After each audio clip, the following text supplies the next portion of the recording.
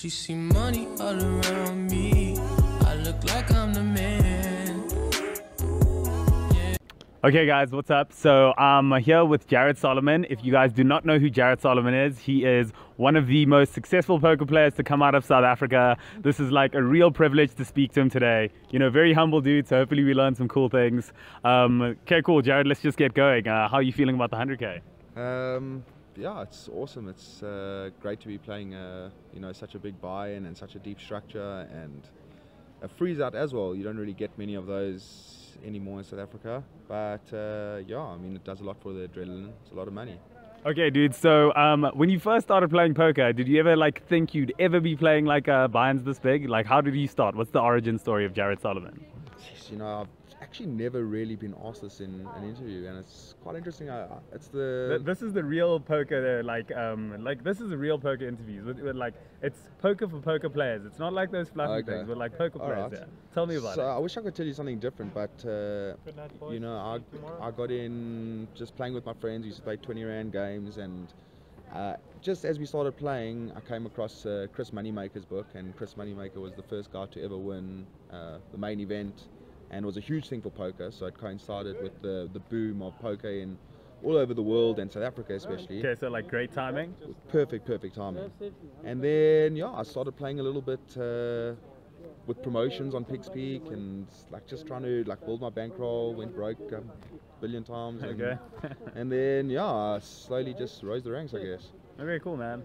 Okay, cool. So I'm thinking of a few other questions to ask you. I'm going a bit blank right now, to be honest.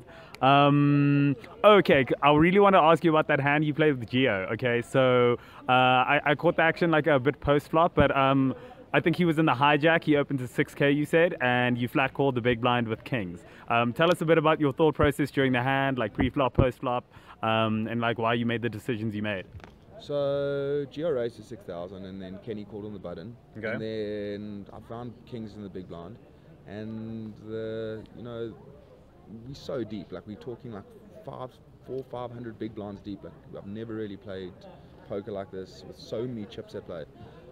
So I knew there was no point re-raising. I mean, they weren't going to fold, and it would just give away information about my hand. I called. Board came king 10-7. I checked Gio bet, which he's going to do with everything. Yeah. So do you think exploitively, do you play that hand specifically that way against a player like Gio that you know is going to barrel off very light very often? Yeah, I mean that was the plan. To see, I didn't necessarily need to flop the best flop, but just a flop where kings looked like a pretty strong hand. I was just going to check call mode and just hopefully get him to bluff rather than me having to bet to get the chips. To get him to call, yeah, for sure, absolutely. So yeah, I mean, a flop top set. You bet the flop. I called, sticking with the plan. So the flop was king 10-7. King 10-7 rainbow. It's the nut flop pretty much. I check, he bets. Kenny folds. I call. Turns a 4. Brings a second club. Okay. I check again, and he bets again, which also kind of expecting to do with everything. Now I decide to raise. Yeah, so that's something I noticed in this hand. So you bet the turn. You check raise the turn, you check min raise the turn. Why did you do that? What was your reasoning? Well, I mean, I wanted to build a pot. I wanted to protect my hand. I wanted to get some chips in there. I mean, I've got the nuts, but I also I wanted to give him a chance to try draw for something. Yeah, obviously the river's the jack of clubs. The river's the jack of clubs, which is a terrible river. I mean, ace queen somehow gets there, 8-9 gets there, backdoor clubs gets there, 10x of clubs gets there, and I just hated it. And he put out a really big bet on the river. He bet big as well. It really made it uncomfortable, and there's not many hands there that he's just going to bluff with. It's hard to actually think, what's this guy, what's he doing? Okay, so in spots like that, do you specifically know okay, this is the portion of my range that I'm always going to be calling here no matter what? Or do you just kind of use your instincts and gut and be okay, cool, I feel this guy's got X hand or Y hand? What's your reasoning in those spots? So again, it's also interesting because I've actually tried to pay more attention to ranges and actually breaking it down percentage wise of what guys can have, but it's just not me. I'm one of those guys, I just sit down there, I'm oh, this guy, he's got it, or he just doesn't have it. Okay, cool.